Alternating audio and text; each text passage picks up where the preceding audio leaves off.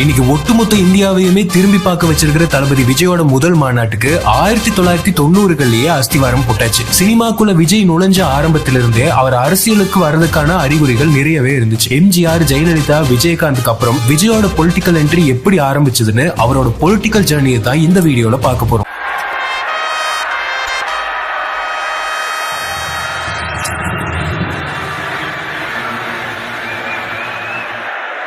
80களில் super ஸ்டாரும் உலகநாயகனும் உச்ச நட்சத்திரங்களா கோலோச்சிட்டு இருந்த நேரம் அது. அந்த டைம்ல எஸ்.ஏ. சந்திரசேகர் கேப்டன் விஜயகாந்த் வச்சு சட்டம் ஒரு இருட்டறைன்னு படம் பண்ணினாரு. அப்போ வந்துட்டு இருந்த படங்கள்ல இருந்து வித்தியாசமான ஸ்கிரீன் பிளே, அனல் பறக்கிற வசனங்கள், சமூக பிரச்சனைகள், அரசியல்வாதிகளை விமர்சிக்கிறதுன்னு எல்லாரையும் திரும்பி பார்க்க வச்சு பிளாக் பஸ்டர் ஹிட் அடிச்சது. இப்படி ஒரு ஹிட் படத்தை கொடுத்துட்டு தன்னோட கால் தடத்தை தமிழ் சினிமால ஆழமா பதிச்ச அந்த டைம்ல தான் தன்னோட மகன் விஜய 1992ல நாளைய தீர்ப்பு படம் மூலமா ஹீரோவா அறிமுகப்படுத்தினாரு எஸ்.ஏ. சந்திரசேகர். என்னையும் என் மனைவி சோபாவையும் வாழ வைத்த உங்கள் பொன்னான கரங்களில் இன்று என் அன்பு மகன் விஜயின் எதிர்காலத்தையும் ஒப்படைக்கிறேன். ஆனா படம் பெரிய பிளாப் ஆனதோட இல்லாம விஜய் நிறைய பேர் இவரெல்லாம் ஹீரோவானு பாடி ஷேமிங் பண்ணி விமர்சிச்சாங்க. அப்போ பாப்புலரா இருந்த குமுதம் மேகசின்ல இந்த மூஞ்சியை பார்க்க தான் தியேட்டருக்கு போகணுமான்னு கடுமையான வேர்ட்ஸை யூஸ் பண்ணி ரிவ்யூ பண்ணியிருந்தாங்க. ஆனா இது எதையுமே பொருட்படுத்தாம எஸ்.ஏ. சந்திரசேகர் தன்னோட அடுத்த படமான செந்தூர பாண்டியில விஜய் மறுபடியும் ஹீரோவாக்கினார். எஸ்.ஏ. சந்திரசேகர் மேல வச்சிருக்கிற மரியாதைக்காக விஜயகாந்த் செந்தூர பாண்டியில எக்ஸ்டெண்டட் கேமியோ பண்ணினாரு. பிஎன்சி சென்டர்ஸ்ல தமிழ்நாடு ஃபுல்லா படம் பிளாக் பஸ்டர் ஹிட் ஆச்சு. இந்த படத்துல விஜய்க்கு இளைய நட்சத்திரம்னு டைட்டில் வந்துச்சு. அடுத்த படமான ரசிகன்ல தான் இளைய தளபதிங்கிற டைட்டில் விஜய்க்கு வந்துச்சு. ரசிகன் விஷ்ணுன்னு தொடர்ந்து படங்கள் ஹிட் அடிச்சது. தொடர்ந்து ரொமான்ஸ் மோட்ல போன விஜய் 96ல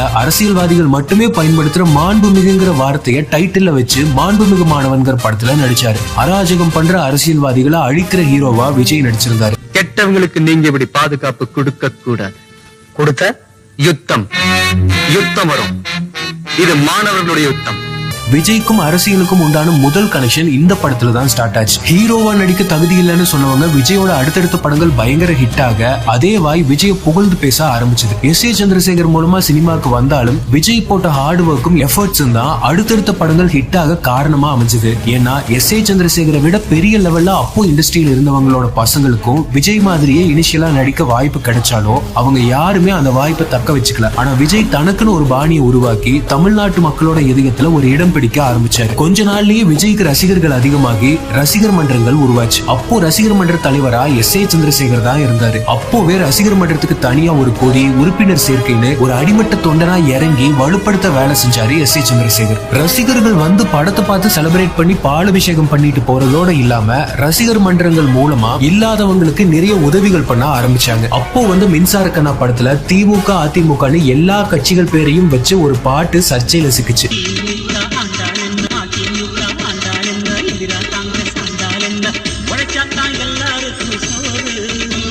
2002ல வந்து தமிழன் படத்துல ஊழலை எதிர்த்து பேசப்பட்ட வசனங்கள் நிறைய பேரோட கவனத்தை ஈர்த்ததோட விஜய்க்கு இருக்கிற சமூக பொறுப்பை உணர்த்துற மாதிரி இருந்துச்சு. ஸ்டேஷன்ல மட்டும் இல்லாம தினம் தெருவோர இருக்கிற வண்டி கடையில 5 ரூபா வாங்குறதும், பிளாட்ஃபார்ம் கடையில 10 ரூபா வாங்குறதும் வாடிக்கையா வச்சிருக்கீங்க. கஞ்சிக்கு இல்லாதவன் பிச்சை எடுக்கலாம். இப்படி காக்கி சட்டை போட்டு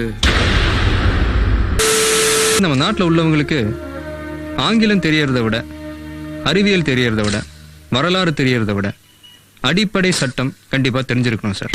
மாஞ்சோலை எஸ்டேட் தொழிலாளர்களோட கூலி உயர்வு போராட்டத்தை பத்தி இதே படத்துல பேசியிருந்தாரு விஜய். இந்த படத்துல மாஞ்சோலை பூஞ்சோலைன்னு சொல்லப்பட்டிருந்துச்சு. நாங்கெல்லாம் பூஞ்சோலை எஸ்டேட்ல கடந்த 15 வருஷமா வேலை பார்க்கிறோம். 3 மாசம் வேலை பார்த்தா 3 நாள் கட்டாய லீவ் கொடுப்பாங்க. ஆனா இப்போ நிரந்தரமா எங்களெல்லாம் வேலையை விட்டு போக சொல்லிட்டாங்க. 2002ல காவிரி பிரச்சனை பத்தி எரிஞ்சுக்கிட்டு இருந்த நேரம் அது. அப்போ வந்து யூத் படத்துல இப்படி ஒரு வசனம் பேசியிருந்தாரு விஜய். அப்புறம் இப்படி டீ கடையில் உட்காந்துக்கிட்டு வெட்டியா ஊர் நியாயம் பேசுறதுனால தான் குடிக்க தண்ணி கூட இல்லாம இருக்கும்.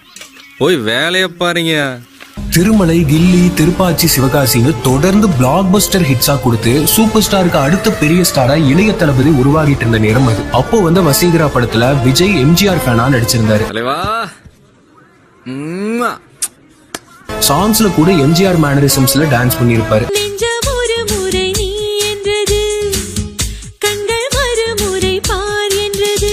ஒரு பாட்டுல அவரோட காஸ்டியூமே ஏடிஎம்கே பிளாக் கலர்ல இருந்துச்சு. குஷி படத்திலையும் பாட்டுல எம்ஜிஆர் ஸ்டெப்ஸ் போட்டிருப்பாரு. அதுக்கு முன்னாடி வரைக்கும் தன்னை ரஜினி ஃபேனா ப்ரொஜெக்ட் பண்ணிட்டு இருந்த விஜய் இந்த இடத்துல இருந்து தான் தன்னை எம்ஜிஆர் ரசிகரா ப்ரொஜெக்ட் பண்ண ஆரம்பிச்சிருந்தாரு. எங்க அப்பாவுக்கு வந்து எம்ஜிஆர் பிடிக்கும் சார், எங்க அண்ணனுக்கு வந்து ரஜினியை பிடிக்கும், எனக்கு என் தங்கச்சி என் தம்பி இங்க இருக்க எல்லாருக்குமே எங்க இளைய தளபதி தான் பிடிக்கும்.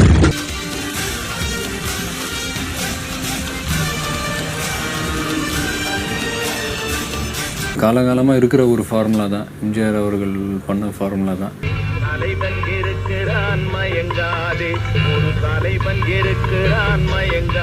வசீகரா படத்துல விஜய் எம்ஜிஆர் ஃபேனா நடிச்சது நிறைய பேருக்கு போய் சேரக்கூடாதுன்னு வாண்டடா இந்த படத்தை ஜெயா டிவி வாங்கி அந்த சீன்ஸை கட் பண்ணி டெலிகாஸ்ட் பண்ணியிருந்தாங்க. 2006 பொங்கல் ஸ்பெஷல் தபால் தலைய அப்போதைய பிரைம் மினிஸ்டர் மன்மோகன் சிங் ரிலீஸ் பண்ண அதை ரிசீவ் பண்றதுக்காக தமிழ்நாட்டுல இருந்து விஜயை அழைச்சிட்டு போயிருந்தாரு தயாநிதி மாறன். சென்ட்ரல் கவர்மெண்ட் சம்பந்தமான ஒரு நிகழ்வுல விஜய் கலந்துகிட்டது அதுதான் முதல் முறை. 2007 விஜய் நடிச்சு வந்த அழகு தமிழ் மகன் படத்துல விஜய் ஸ்மோக் பண்ற மாதிரி இருக்க காட்சிகளை நீக்க கோரி பாமக அன்புமணி ராமதாஸ் கிட்ட இருந்து கடுமையான எதிர்ப்பு வந்துச்சு. முதல் முறையா விஜய் படத்துக்கு ஒரு அரசியல்வாதி கிட்ட இருந்து எதிர்ப்பு வந்தது இப்போதான். நடிகர் விஜய் புகைப்பிடிக்கும் காட்சிகளில் நடிப்பதை தவிர்க்க வேண்டும் என்று பாமக தலைவர் அன்புமணி ராமதாஸ் வலியுறுத்தியுள்ளார். இந்த சமயத்துல விஜயோட இன்ட்ரோ பாடல்களை எழுத கைகோர்த்த கபிலன் நிறைய சமூக பிரச்சனைகள் சார்ந்த வரிகளா எழுத ஆரம்பிச்சிருந்தாரு. இன்ட்ரோ சாங்ல சேரி இல்லா ஊரு தீப்பந்தம் எடுத்து தீண்டாம கொளுத்துன்னு விஜய் சமத்துவம் பேசுற வரிகளா பாடல்கள்ல இருந்துச்சு.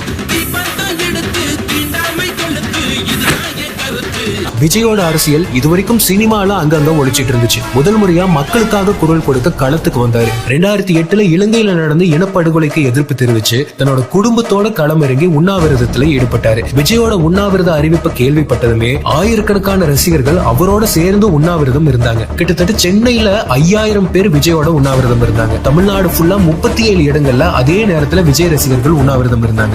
செய்திகள் பார்க்குற போட்டோஸ் இதெல்லாம் பார்க்கும்போது மனசுக்கு ரொம்ப கஷ்டமாக இருக்குது.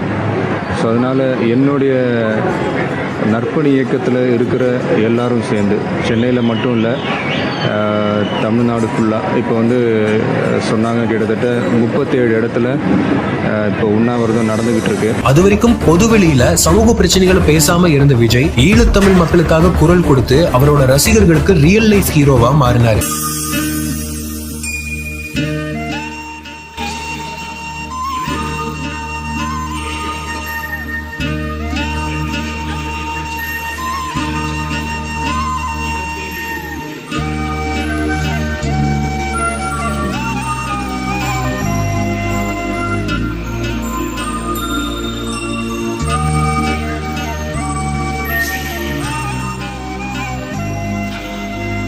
இதுக்கப்புறமா தொடர்ந்து தமிழ் நடிகர் சங்கம் சார்பா இலங்கை தமிழர்களுக்கு ஆதரவா உண்ணாவிரதம் இருந்தாங்க. அங்கேயும் விஜய் தவறாம கலந்துகிட்டு தன்னோட கண்டனத்தை தெளிவா பதிவு செஞ்சிருந்தாரு. ஈழத்தமிழர்கள் இருக்க இடம் இல்லாம, உடுக்க உடை இல்லாம, உணவு இல்லாம கஷ்டப்பட்டுக்கிட்டு இருக்கிறாங்க. இந்த நேரத்தில் அவங்களுக்காக நாங்கள் எல்லாரும் இன்னைக்கு ஒரு நாள் உணவு இல்லாம இருக்கக்கூடாதா? இன்னைக்கு அபிஷியலா அரசியல் களத்துல இறங்கி இருக்கிற விஜய் 2008 அன்அபிஷியலா இறங்கியாச்சு. இந்த சமயத்துல வந்த வில்லு படத்துல ஈழத்தமிழர்களுக்கான தன்னோட ஆதரவை இந்த மாதிரி பாட்டுல சொல்லியிருப்பாரு. அகதியான மக்களுக்கு அமைதியான நாடு கேப்ப. இதே பாட்டுல பாரதி, கால் மார்க்ஸ், பெரியார்னு தலைவர்களை பத்தியும் பாடியிருந்தாரு விஜய். கால் மார்க்ஸ் நினைச்சு போட்டா கண்களுக்குள் நெருப்பு வரும், பெரியார மதிச்சு போட்டா பகுத்தறிவு காணா வரும். தமிழ் மொழி கல்வியை பத்தி வேட்டைக்காரன்ல சில வரிகளும் இதே பாட்டுல காத்திருந்து ஓட்டு போட்டு கருத்து போச்சு நகமடான்னு எல்லா அரசியல்வாதிகளையும் சாடுற மாதிரி சில வரிகளை பாடியிருப்பாரு விஜய்.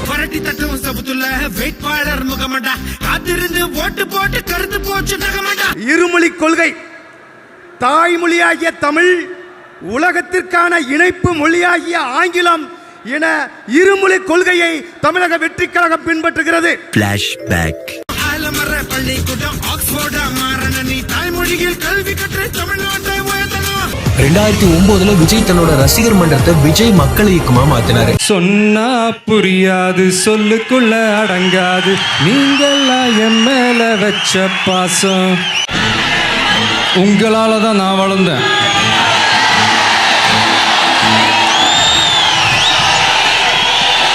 அதனால என்ன வச்சு நீங்க எல்லாரும் ஒரு நல்ல நிலைமைக்கு வரணும்னு நான் ஆசைப்படுறேன்.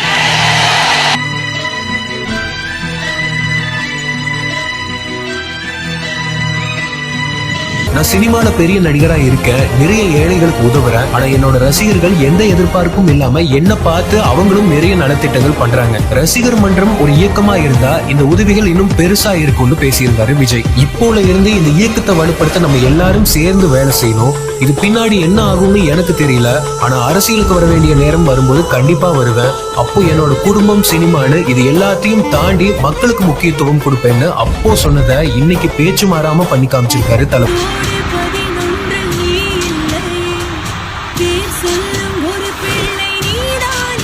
இதுக்கப்புறமா தமிழக மீனவர்கள் கடல்ல மீன் பிடிக்க போனப்ப சுட்டுக் கொல்லப்பட்டதை கண்டிச்சு ஒரு பிரம்மாண்டமான கண்டன பொதுக்கூட்டத்தை கூட்டினாரு விஜய். நம்ம குடும்பத்துல ஒரு அண்ணனை கொன்னுட்டா தம்பி எவ்வளவு வேகமா இருப்பானோ, ஒரு தம்பியை கொன்னுட்டா அண்ணன் என்ன கோவப்படுவானோ, ஒரு தாய் கண்ணீர் விட்டு அழும்போது அந்த மகன் என்ன வேதனைப்படுவானோ, அந்த வேதனையோட நான் வந்திருக்கேன். விஜய் பொதுவெளியில அது வரைக்கும் அமைதியா பார்த்திருப்போம், ஆனா முதல் முறையா தமிழக மக்களுக்கு குரல் கொடுத்து அந்த மேடையில அவ்வளவு ஆக்ரோஷமா பேசியிருந்தாரு. நாங்க பொறுமையா இருந்ததால சும்மா இருக்கிறோம்னு மட்டும் நினைக்காதீங்க, மத்திய மாநில அரசுகள் தமிழ்நாட்டுல நடக்கிற கொடுமைகளை வேடிக்கை பார்க்குதுன்னு அந்த மேடையில விஜய் பேசினது மொத்த இந்தியாவையுமே திரும்பி பார்க்க வச்சது. இவ்வளவு நடந்தும் மத்திய மாநில அரசு ஏன் நடவடிக்கை எடுக்காம இருக்காங்கன்றது எனக்கு புரியல. இலங்கை ராணுவத்துக்கு நம்ம அடங்கி போறதுனால நம்மள கோழைகள்னு அர்த்தம் இல்ல. புலியை முரத்தால் அடித்து விரட்டிய புறநானூற்று தமிழச்சியின் தாய்ப்பால் குடித்து வளர்ந்த பரம்பரை. நான் அடிச்சா தாங்க மாட்டேன், 4 மாசம் தூங்க மாட்டேன், மோதிப்பாரு வீடு போய் சேர மாட்டேன். இதுதான் நடக்கும். இவன் அரசியலுக்கு வந்தா நம்ம அவ்வளவுதான்ங்கிற எண்ணத்தை அரசியல்வாதிகள் மனசுல அன்னைக்கே விதைச்சாரு விஜய். தமிழர்களுக்கு எதிராக நடக்கிற கொடுமைகளை உடனே நிறுத்த சொல்லி பிரைம் மினிஸ்டருக்கு கடிதம் போட சொல்லி ஒரு ரெக்வஸ்ட் வச்சாரு. அடுத்த நாளே தமிழ்நாட்டில இருந்து 25,000 தந்தி பிரதமரோட அலுவலக வாசலுக்கு போச்சு. ரசிகைகளுக்கு ஒரு சின்ன வேண்டுகோள். ஈழத்தில் போர் நிறுத்தம் ஒரு முடிவுக்கு வர வேண்டும். அங்கே தமிழ் மக்கள் காக்கப்பட வேண்டும். இதை எழுதி எல்லாரும் இந்திய பிரதமருக்கு ஒரு தந்தி போடுங்க. ஈழத் தமிழர்களுக்கு விடுவு காலம் புறப்பட்டோம். இந்த சமயத்துல தன்னோட 50வது படம் சுறால விஜய் மீனவராவே நடிச்சிருந்தாரு. பாட்டோட முதல் வரியிலேயே வரும் காலம் நம்ம கையில் தான் இருக்கும்.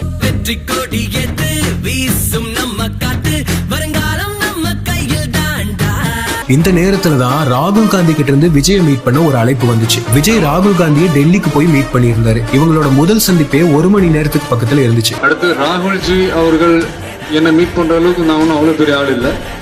பட் இருந்தாலும் இந்த சான்ஸை மிஸ் பண்ண வேணான்னு சொல்லிட்டு ஒரு நாள் ஷூட்டிங்லாம் கேன்சல் பண்ணிட்டு நானும் எங்கள் அப்பாவும் டெல்லிக்கு போனோம். அவரை மீட் பண்ணோம், அவர் வீட்டில் மீட் பண்ணோம். தமிழ் மக்களுக்கும் உலக தமிழர்களுக்கும் ஒரு நல்லது நடக்குதுன்னா கண்டிப்பாக நான் களத்தில் இறங்கி அவங்களுக்காக பாடுபடுவேன்.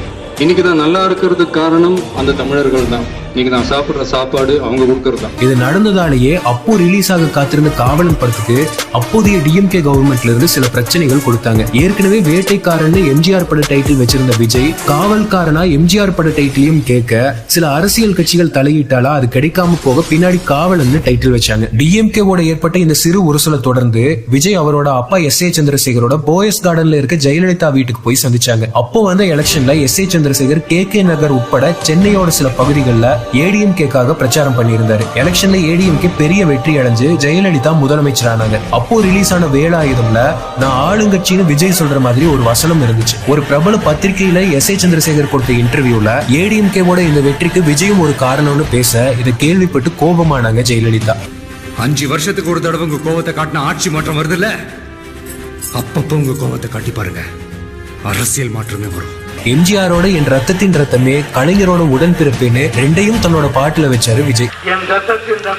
உடன்பிறப்புகளே, ரத்தத்தின் ரத்தமே என் இனிய உடன்பிறப்பே. இந்த மாதிரி அரசியல் வசனங்களும் பாடல்களும் மத்த கட்சிக்காரங்களை கடுப்பாக்குச்சு. இந்த மண்ணோட சிங்கையா, இந்த மண்ணாண்டவரு, எங்க மனசாண்டவரு, இந்த மாநிலத்தையே.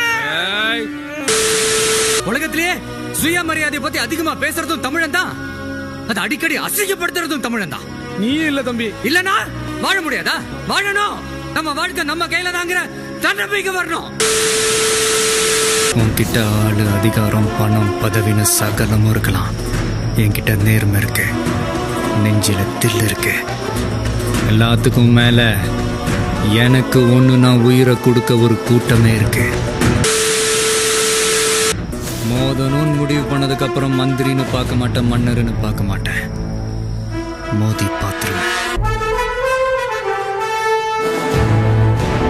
விஜயை விமர்சிச்சு தரக்குறைவா பேசினாங்க. அப்போ ஒரு மேடையில பேசின விஜய் திமுக இருந்து விரட்டப்பட்ட எம்ஜிஆர் பெரிய சக்தியா பின்னாடி உருவாகி முதலமைச்சரானாரு. எம்ஜிஆரோட இறுதி ஊர்வலத்தில் தள்ளிவிடப்பட்ட ஜெயலலிதா பின்னாடி பெரிய சக்தியா உருவெடுத்தாங்க. கல்யாண மண்டபத்தை இடிச்சதுக்கு அப்புறம் தேமுதிகனு ஒரு கட்சி உருவாகி விஜயகாந்த் பெரிய ஆளா ஆனாரு. அமைதியா இருக்கு என்னையும் இது கூட எடுத்துடாதீங்க, மக்கள் என்னை அரியணையில உட்கார வைக்கிற நாள் வெகு தொலைவில் இல்லைன்னு பேசினது மிகப்பெரிய பரபரப்பை கிளப்பிச்சு. இதுக்கப்புறம் தொடர்ந்து தமிழ்நாட்டோட நிறைய இடங்களுக்கு டிராவல் பண்ணி தன்னோட ரசிகர்களை சந்திக்க ஆரம்பிச்சாரு விஜய். ஏற்கனவே ஆளும் கட்சி எதிர்கட்சின்னு ரெண்டோட வெறுப்பையும் சம்பாதிச்சுக்கிட்ட விஜய் இந்த நேரத்துல தலைவா படத்தோட ஃபர்ஸ்ட் லுக் ரிலீஸ் ஆக மிகப்பெரிய சர்ச்சையை கிளப்பிச்சு. அதுக்கு காரணம் டைட்டிலுக்கு கீழே இருந்த டைம் டு லீட் அப்படிங்கிற டேக்லைன். தமிழ்நாட்டுல படம் ரிலீஸ் ஆகாம டிலே ஆச்சு, தியேட்டர்களுக்கு வெடிகுண்டு மிரட்டல் வந்துச்சு. தமிழ்நாட்டை தவிர இருக்க மத்த எல்லா மாநிலங்களிலும் படம் ரிலீஸ் ஆச்சு. படத்துல வேலை செஞ்ச ஆயிரக்கணக்கான உழைப்பாளர்களோட உழைப்பை மனசுல வச்சுக்கிட்டு விஜய் சிஎம் ஜெயலலிதாவை மீட் பண்றதுக்காக முடிவு பண்ணாரு. ஆனா அந்த நேரம் பார்த்து ஜெயலலிதா இதை தவிர்க்கிறதுக்காகவே ரெஸ்ட் எடுக்கிறதுக்காக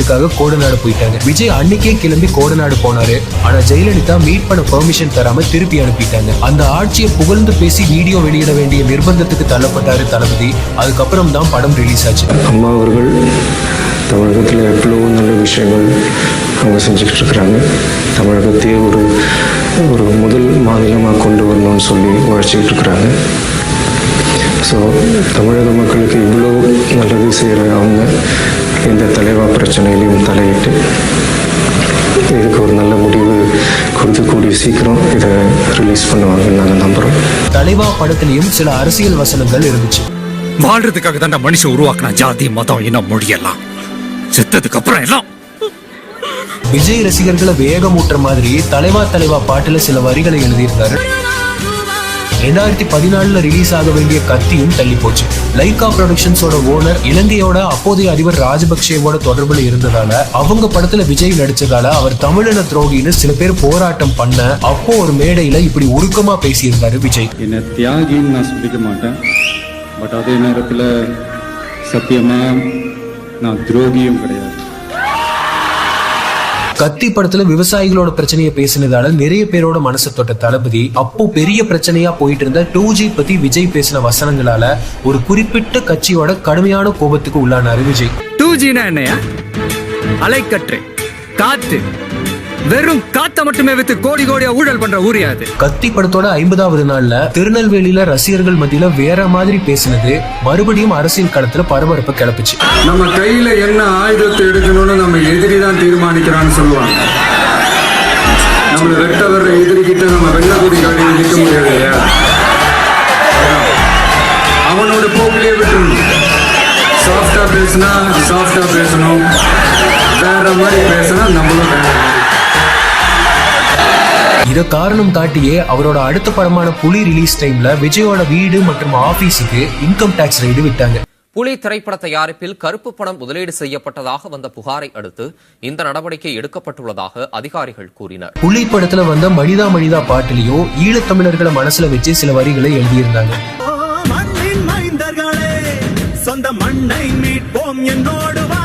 புலி படத்தோட கிளைமேக்ஸ்லயும் விஜய் கையில செங்கோலோட மக்களுக்காக நல்லாட்சி செய்வேன்னு சொல்ற மாதிரியான வசனத்தை பேசியிருப்பாரு. இந்த மண்ணுல பிறந்தவன் எனக்கு அரச பதவி வந்தாலும் நான் உங்கள ஒருத்தன் தான். மக்கள் நலனுக்காக கொடுக்கப்படுற முதல் குரல் என்னுடையதா தான் இருக்கும். எல்லாருக்கும் எல்லாமும் கிடைக்கணும்ன்றது என்னுடைய லட்சியம். உங்க சந்தோஷம் தான் ஏன் சந்தோஷம். இந்தியா வல்லரசாகிறது முக்கியம் இல்ல, விவசாயிகளுக்கான ஒரு நல்ல அரசா இருக்கணும்னு மறுபடியும் ஒரு பொது மேடையில விஜய் அரசியல் பேசினாரு. இந்தியா இந்த வல்லரசு ஆகணும், அதாகணும், இதாகணும்ன்றதெல்லாம் கூட அப்புறங்க. முதல்ல விவசாயிங்க நல்லா வாழ்ற அரசா மாறும். அப்போ நடந்த ஜல்லிக்கட்டு போராட்டத்துக்கு முதல் ஆளா குரல் கொடுத்து தன்னோட ஆதரவை தெளிவா தெரிவிச்சிருந்தாரு. எதையும் எதிர்பார்க்காம, யாரோட தூண்டுதலும் இல்லாம, எந்த விதமான கட்சி பேதமும் இன்றி தமிழ் என்ற ஒரே உணர்வோட இந்த போராட்டத்துல குதிச்சிருக்கிற அத்தனை இளைஞர்களுக்கும் நான் தலைவணங்குறேன். நீட் பிரச்சனையில அப்போ நம்மளை விட்டு பிரிஞ்ச அனிதா வீட்டுக்கு முதல் ஆளா போய் ஆறுதல் சொல்லியிருந்தாரு விஜய். அரியலூர் மாணவி அனிதாவின் குடும்பத்தினருக்கு நடிகர் விஜய் நேரில் ஆறுதல் தெரிவித்தார். அரியலூர் மாவட்டம் குழுமூரில் இருக்கும் அனிதாவின் வீட்டிற்கு சென்ற விஜய் அனிதாவின் தந்தை உள்ளிட்ட குடும்பத்தினரை சந்தித்து ஆறுதல் தெரிவித்தார். அப்போ வந்து மெர்சல் படத்துல தான் மிகப்பெரிய சம்பவத்தை பண்ணி விட்டாரு விஜய். ஸ்டேட் கவர்மெண்ட்ல சென்ட்ரல் கவர்மெண்ட் தொட்டாரு. ஜிஎஸ்டி டிமானிட்டைசேஷன் விஜய் பேசின வசனங்கள் எல்லாம் மிகப்பெரிய சர்ச்சையாச்சு. 7% ஜிஎஸ்டி வாங்குற சிங்கப்பூர் மக்களுக்கு மருத்துவத்தை இலவசமா தர்றப்போ 28% ஜிஎஸ்டி வாங்குற நம்ம அரசாங்கத்தால ஏன் மருத்துவத்தை இலவசமா தர முடியல?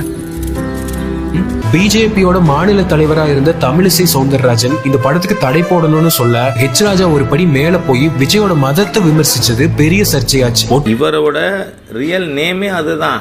அதை அவர் மறைக்கவும் இல்லை. அவரோட லெட்டர் ஹெட்ல போட்டிருக்காரு, அவரோட ஓட்டர் ஐடியில் இருக்கு.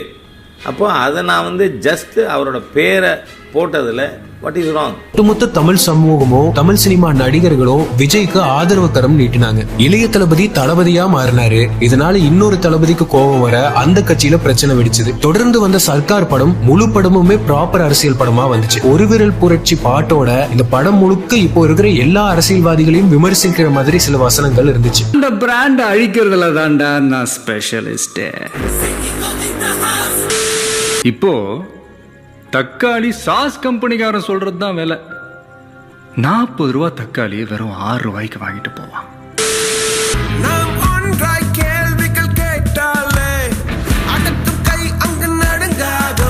எதற்கு ஆளே இல்லைங்கிறது தான் ஜனநாயகத்தோட முதல் ஆபத்துன்னு அனல் பறக்க பேசியிருந்தாரு விஜய். எதற்கு ஆளே இல்லைங்கிற எண்ணம் தான் ஜனநாயகத்தோட முதல் ஆபத்து.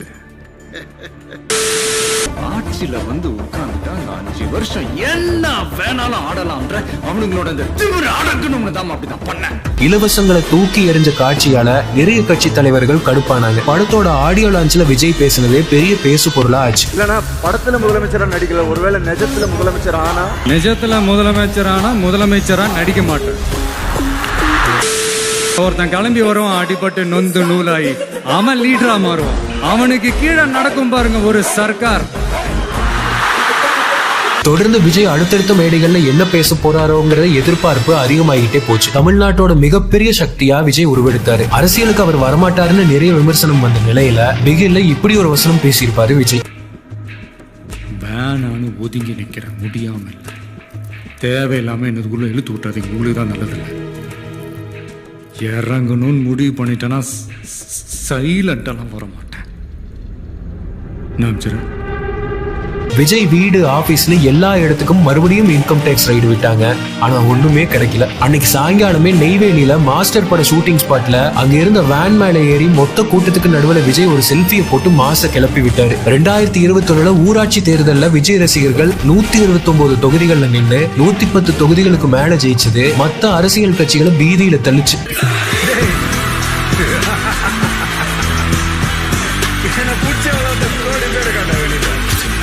ஒவ்வொரு வருஷமும் 10th 12th தொகுதி வாரியான டாப் ஸ்கோரர்ஸ்க்கு விஜய் மேடையில ஏத்தி கௌரவப்படுத்தி அழகு பார்த்ததெல்லாம் இது வரைக்கும் யாருமே பண்ணாதது.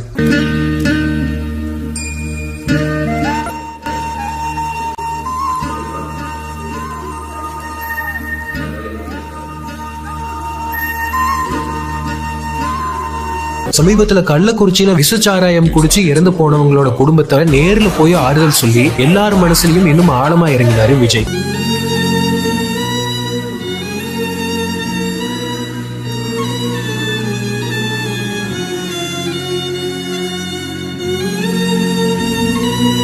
பல வருஷ காத்திருப்புக்கு அப்புறமா விஜய் 2024 பிப்ரவரி 2ஆம் தேதி அரசியல்ல அபிஷியலா களமிறங்கினாரு. தமிழக வெற்றி கழகம்னு தமிழ்நாட்டை புதிய பாதைக்கு கூட்டிட்டு போற மாதிரியான ஒரு கட்சியா உருவாச்சு. கட்சி ஆரம்பிச்சாச்சு. இதுக்கப்புறம் முதல் மாநாடு நடத்துறதுக்கு ஏகப்பட்ட தடைகள், பல தேதிகளை அனௌன்ஸ் பண்ணியும் தள்ளி போயிட்டு இருந்துச்சு. ஆனா அந்த தடைகளை எல்லாம் தாண்டி நேத்து நடந்த இந்த மாநாடு இதுவரைக்கும் சரித்திரத்திலேயே நடக்காத அளவுக்கு ஒட்டுமொத்த தமிழ்நாட்டிலிருந்தும் அத்தனை பேர் ஒண்ணு கூடினாங்க. இத்தனை வருஷமா இவர் சேர்த்த சொத்து என்னங்கிறது அந்த இடத்துலதான் தெரிஞ்சது. அதுதான் இந்த மக்கள்.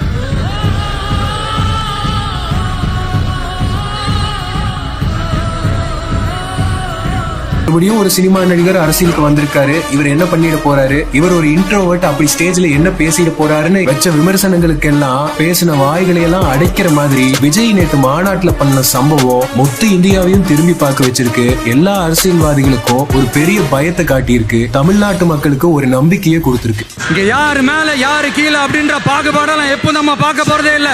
நம்மளை பொறுத்த வரைக்கும் நம்ம எல்லாருமே ஒண்ணுதான், நம்ம எல்லாருமே சமம் தான். அதனால என் நெஞ்சில் குடி இருக்கும் ஒட்டுமொத்தமானவங்க எல்லாருக்கும்